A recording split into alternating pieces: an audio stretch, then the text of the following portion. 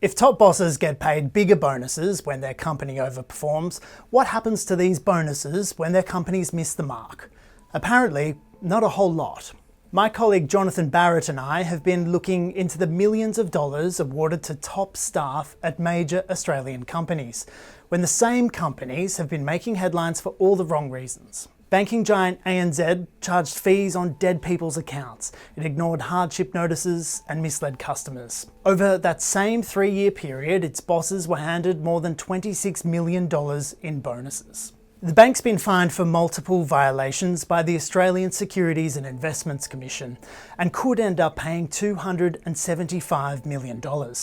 Over a roughly 5-year period, health insurer Bupa had misled more than 7,500 customers about whether they were covered for certain medical treatments. A year on, more than 20 senior staff received bonuses of more than $14 million. The company later agreed with the Australian Competition and Consumer Commission to pay a $35 million fine for unconscionable conduct. And bosses at Australia's largest for-profit childcare providers received pay rises and bonuses worth up to $500,000 in 2024. That's despite multiple safety breaches and the employment of a man subsequently charged with multiple child sexual offences. There's understandably been an outcry when the bonus figures have been revealed.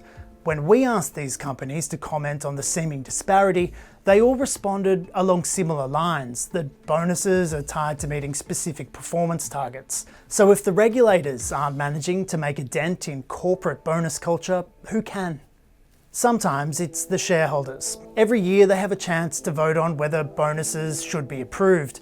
If 25% of them disagree on 2 occasions, it can trigger a spill of the company's board.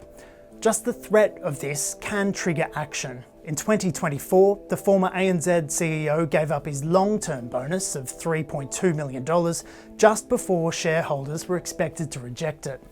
And on Tuesday, shareholders at pharmaceutical giant CSL delivered a second strike over executive pay plans. This gave them an option to spill the board, but it wasn't taken up. Other times, PR damage does the job. Qantas cut the bonus paid to its former CEO Alan Joyce by $9 million in 2024, citing events that damaged the airline's reputation and its relationship with customers. But even then, Joyce still pocketed a short-term annual bonus of nearly $1 million. I spoke about this trend with corporate law expert Helen Bird, who summed it up to me like this: if you want to know how a company is really governed, then you've got to understand how it rewards its executives.